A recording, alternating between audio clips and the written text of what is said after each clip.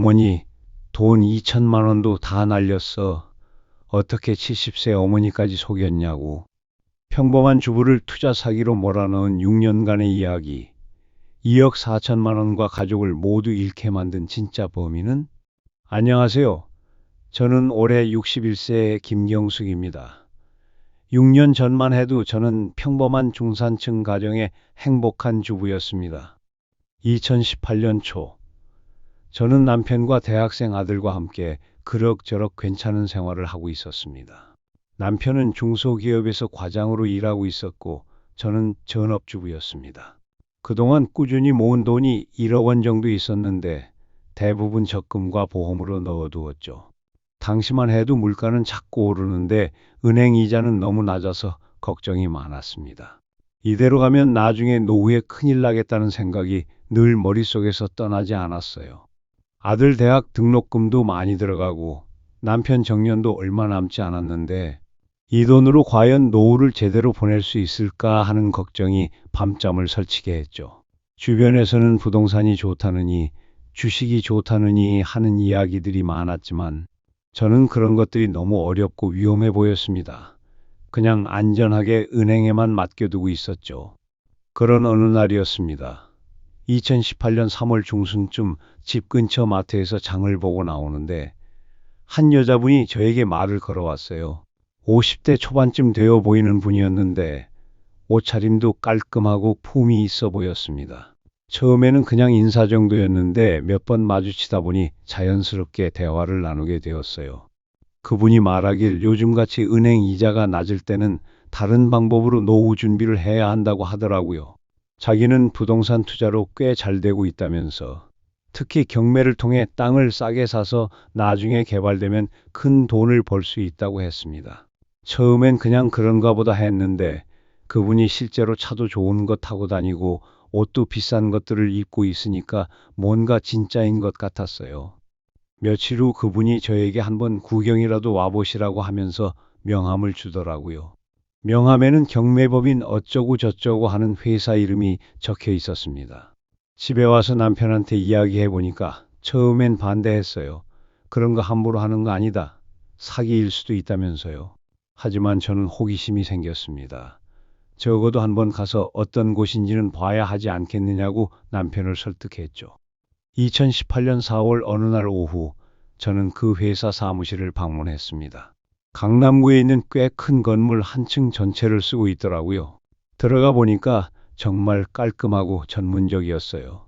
직원들도 양복 입고 단정하게 차려입고 있고 벽에는 각종 인허가증이나 상장 같은 것들이 걸려 있었습니다. 사기라기엔 너무 그럴듯했어요. 담당자라는 분이 나와서 친절하게 설명해 주었습니다. 경기도 어느 시의 임야를 경매로 싸게 사서 3년 내에 도시 계획으로 개발이 될 예정이라는 거였어요. 그러면 땅값이 3배에서 5배까지 오른다고 하더라고요. 컴퓨터로 지도도 보여주고 개발 계획도 보여주고 정말 전문적이었습니다. 이런 정보는 일반 사람들은 모르는 내부 정보라면서 지금이 기회라고 했어요. 처음에는 반신반의했지만 그래도 조심스럽게 1천만 원만 투자해 보기로 했습니다. 계약서도 제대로 쓰고 등기부 등본도 받고 모든 게 합법적으로 보였거든요. 남편도 처음에는 걱정했지만 서류들을 다 보여주니까 그래도 공식적인 문서가 다 있으니까 괜찮을 것 같다고 하더라고요. 첫 투자를 하고 나서 몇 달 동안은 정말 좋았습니다.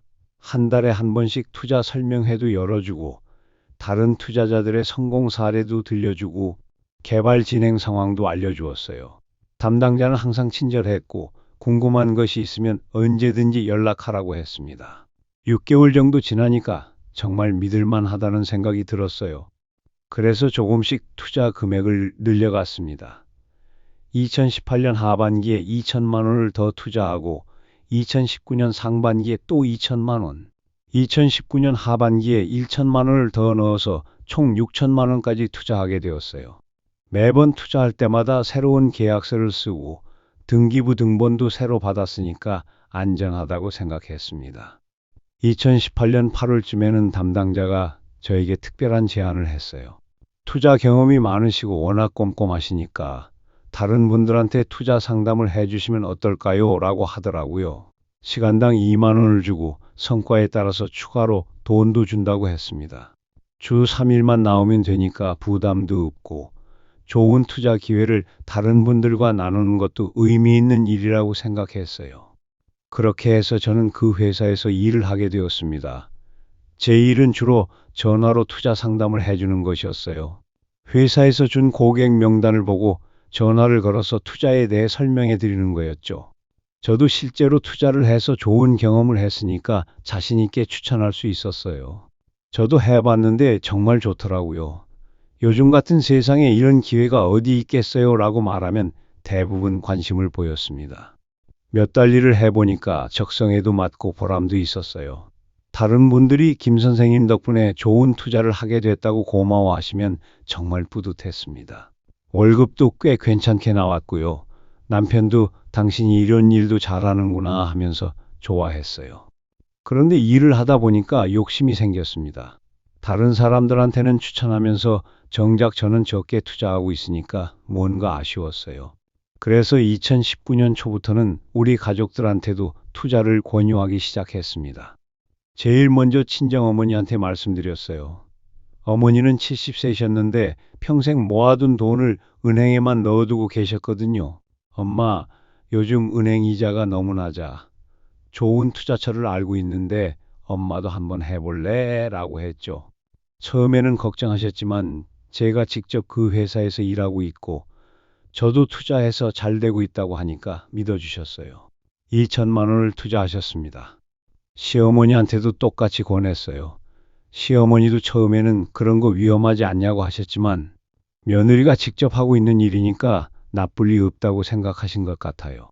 역시 2천만 원을 투자하셨죠. 그 다음에는 동서들한테도 이야기했습니다. 큰 동서, 작은 동서까지 모두 권했어요.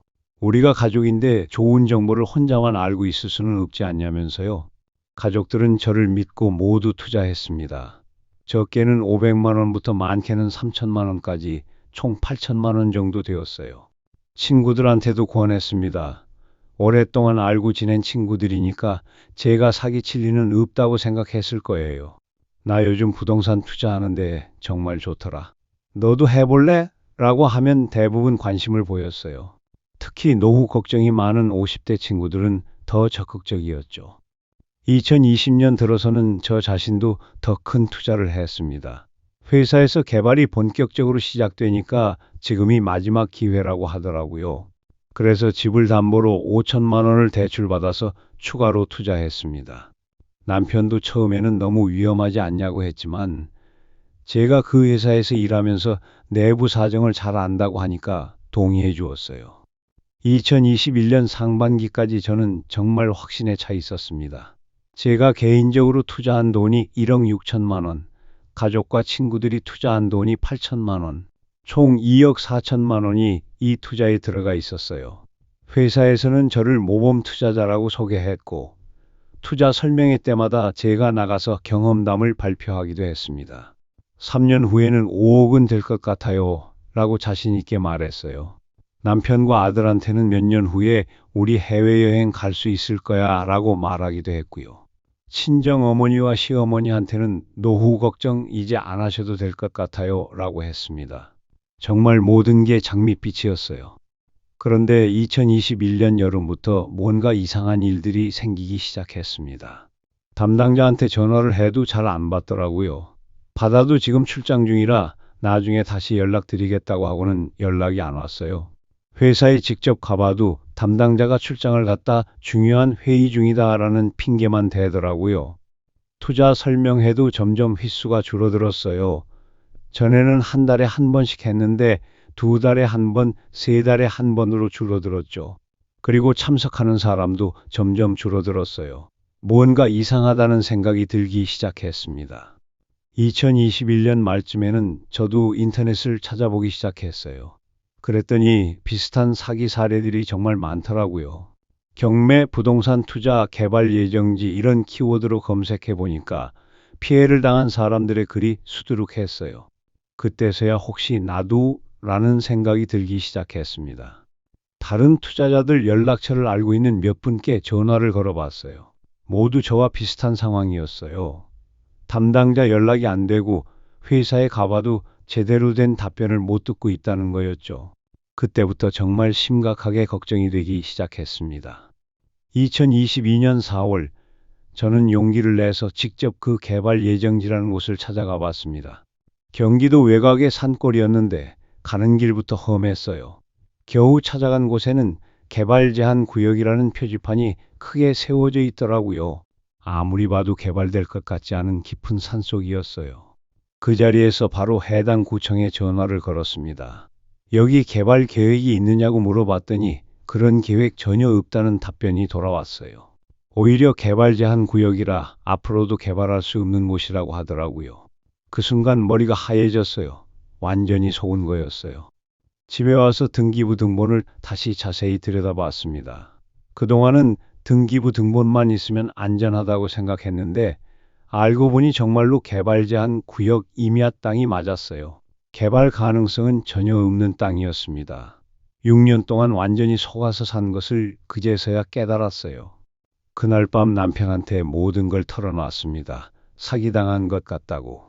우리가 투자한 1억 6천만 원뿐만 아니라 부모님들과 가족들이 투자한 돈까지 다 날릴 것 같다고 했어요. 남편은 처음에는 믿지 않았어요. 그럴 리가 없다. 분명히 오해일 거다라고 했죠. 하지만 제가 찍어온 현장 사진들과 구청에서 확인받은 내용을 보여주니까 얼굴이 하얘지더라고요. 당신이 어떻게 이럴 수가 있어? 남편이 소리를 질렀어요. 나는 처음부터 반대했잖아. 그런데 당신이 괜찮다고, 안전하다고 해서 믿었는데 어떻게 부모님들까지 속였어? 정말 화가 많이 나 있었어요. 저도 할 말이 없었어요. 정말 미안했거든요. 더 큰 문제는 가족들한테 어떻게 말씀드리느냐는 것이었어요.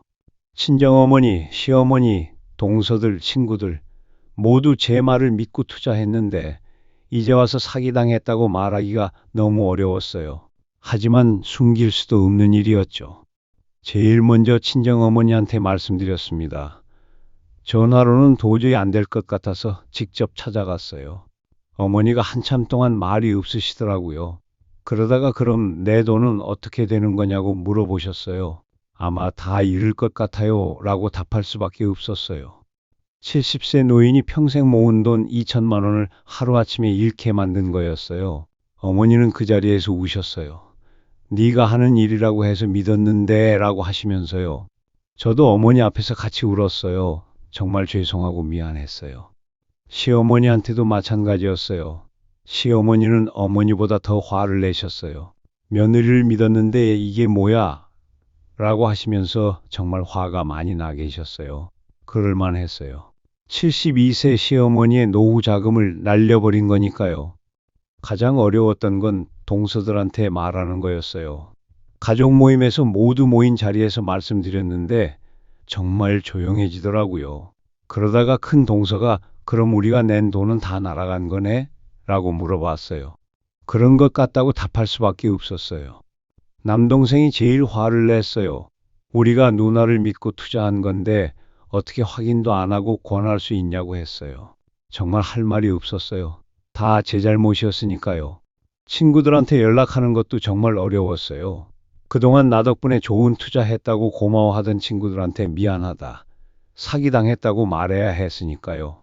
어떤 친구는 어떻게 친구한테 이럴 수 있냐고 하면서 전화를 끊어버렸어요. 2022년 하반기부터는 정말 지옥 같은 시간이었어요. 일단 경제적으로 큰 문제가 생겼어요. 집을 담보로 빌린 5천만 원을 갚아야 하는데 투자한 돈은 다 날아갔으니까 갚을 돈이 없었어요. 매달 대출 이자만 해도 200만 원이 넘었는데 저희 집 월 수입으로는 감당이 안 됐어요. 남편과의 관계도 완전히 틀어졌어요. 남편은 저를 보면 화부터 냈어요. 당신 때문에 우리 가족이 다 망했다면서요. 대화도 거의 안 하고 같이 있으면 분위기가 너무 어색했어요. 결국 2022년 말부터는 거의 별거 하다시피 했어요. 아들과의 관계도 나빠졌어요. 대학생인 아들한테도 엄마가 할머니들 돈까지 날려버렸다는 소문이 들어갔나 봐요. 집에 와도 저랑 대화를 안 하려고 했어요. 엄마는 왜 그런 일을 했냐고 물어봤을 때 뭐라고 대답해야 할지 모르겠더라고요. 친척들과 친구들과도 관계가 다 틀어졌어요. 명절에 가족 모임을 해도 저는 참석하기 어려웠어요. 다들 저를 보면 어색해 했거든요. 친구들도 마찬가지였어요. 그동안 자주 만나던 친구들도 저를 피하기 시작했어요. 스트레스로 건강도 많이 안 좋아졌어요. 밤에 잠을 못 자고 밥도 제대로 못 먹고 우울한 기분이 계속됐어요. 병원에 가니까 우울증이라고 하더라고요. 약을 먹어도 별로 나아지지 않았어요. 2023년에는 다른 피해자들과 함께 집단 소송을 했어요. 변호사를 구해서 법정에도 가봤지만 그 사기 회사는 이미 없어진 상태였어요. 대표도 직원들도 다 연락이 안 됐어요. 변호사는 돈을 되찾기 어려울 것 같다고 했어요. 법적으로도 방법이 없었어요. 2023년 말에는 결국 집을 팔기로 했어요. 대출을 갚으려면 다른 방법이 없었거든요. 20년 넘게 살던 집을 떠나야 했어요. 전세로 작은 집에 이사를 갔어요. 정말 모든 게 무너진 기분이었어요. 그런데 2024년 들어서 조금씩 달라지기 시작했어요. 같은 피해를 당한 다른 분들과 자주 만나면서 서로 위로를 받게 됐어요. 저만 이런 일을 당한 게 아니라 다른 분들도 비슷한 상황이라는 걸 알고 조금 마음이 편해졌어요. 어느 날 다른 피해자분이 이런 이야기를 해주셨어요. 그 사기업체 직원이 잡혔는데 조사받을 때 컴퓨터로 보여주면 노인들이 뭘 알아요. 땅이 이렇게 좋다고 하면 그 사람 말을 100% 믿는다고 했다는 거예요. 그 말을 듣고 정말 화가 났지만 동시에 깨달았어요. 저도 철저히 이용당한 피해자였다는 걸요. 그동안 저는 제가 가족들을 속인 나쁜 사람이라고 생각했는데 사실은 저도 완전히 속은 거였어요. 저를 이용해서 더 많은 피해자를 만든 거였죠. 물론 제가 잘못한 건 맞지만 저만 나쁜 사람은 아니었던 거예요. 2024년 4월에는 용기를 내서 지역신문에 실명으로 제 이야기를 공개했어요. 저와 같은 피해자가 더 생기지 않으면 좋겠다는 마음에서였어요. 많은 분들이 저를 비난할 줄 알았는데 의외로 용기 있는 일을 했다고 해주시는 분들이 많았어요. 그 기사를 본 남편이 저한테 이야기하더라고요. 당신도 피해자였구나. 그동안 너무 화만 냈던 것 같다면서요. 처음으로 저를 이해해주는 말을 해주었어요. 그때 정말 눈물이 났어요. 아들도 태도가 바뀌었어요. 엄마도 속은 거였네. 그동안 엄마한테 너무 차갑게 했나 봐라고 하더라고요. 다시 대화를 하기 시작했어요. 친정 어머니와 시어머니도 조금씩 이해해 주셨어요. 너도 속은 거였구나. 그럼 어쩔 수 없지라고 하시면서요. 물론 잃은 돈은 돌아오지 않지만 적어도 관계는 조금씩 회복되고 있어요. 지금은 부동산 사기 피해자 모임에서 상담원으로 활동하고 있어요. 저와 비슷한 피해를 당한 분들이나 의심스러운 투자 제안을 받은 분들한테 조언을 해드리고 있어요. 이런 특징이 있으면 사기일 가능성이 높다는 걸 제 경험을 바탕으로 알려드리죠. 물론 아직도 힘들어요. 잃은 돈 2억 4천만 원은 돌아오지 않을 거예요. 집도 팔고 경제적으로 많이 어려워졌어요. 하지만 더 이상 혼자가 아니라는 걸 알게 됐어요. 그리고 제 경험이 다른 분들한테 도움이 된다는 것도 조금이나마 위로가 되고 있어요. 여러분께 꼭 드리고 싶은 말씀이 있어요. 첫째, 너무 좋은 조건의 투자 제안은 의심해 보세요. 요즘 같은 저금리 시대에 연 20% 이상의 높은 수익을 보장한다는 건 거의 사기예요. 특히 확실한 개발 정보를 빌미로 하는 부동산 투자는 더욱 조심하세요. 투자하기 전에 반드시 해당 지역 관청에 직접 문의해서 개발 계획이 진짜인지 확인해 보세요. 둘째, 아무리 확실해 보여도 가족이나 친구들한테 투자를 권하지 마세요. 저는 이게 제일 후회돼요. 제가 혼자 손해봤으면 그나마 나았을 텐데 가족들까지 피해를 입혀서 정말 미안해요. 돈은 다시 벌 수 있지만 한번 틀어진 인간관계는 회복하기가 정말 어려워요. 셋째, 부동산 투자할 때는 반드시 현장을 직접 가보세요. 그리고 공인중개사나 변호사 같은 전문가와 상담을 받으세요. 저는 화려한 사무실과 그럴듯한 서류만 보고 판단했는데 정작 중요한 건 투자 대상이 진짜인지 법적으로 문제가 없는지였어요. 지금 이 이야기를 들으시는 여러분들은 저와 같은 실수를 하지 마세요. 노후 준비가 중요한 건 맞지만 너무 서두르다가 모든 걸 잃을 수도 있어요. 안전하고 확실한 방법으로 차근차근 준비하시기 바라요. 제가 6년 동안 겪은 이 힘든 경험이 여러분들한테는 조금이나마 도움이 되었으면 좋겠어요. 오늘의 이야기는 여기까지입니다. 끝까지 시청해주신 여러분들께 진심으로 감사드립니다. 앞으로도 저희 채널은 기막힌 사연과 알찬 금융 정보로 여러분을 찾아뵙겠습니다. 구독과 좋아요로 응원 부탁드립니다.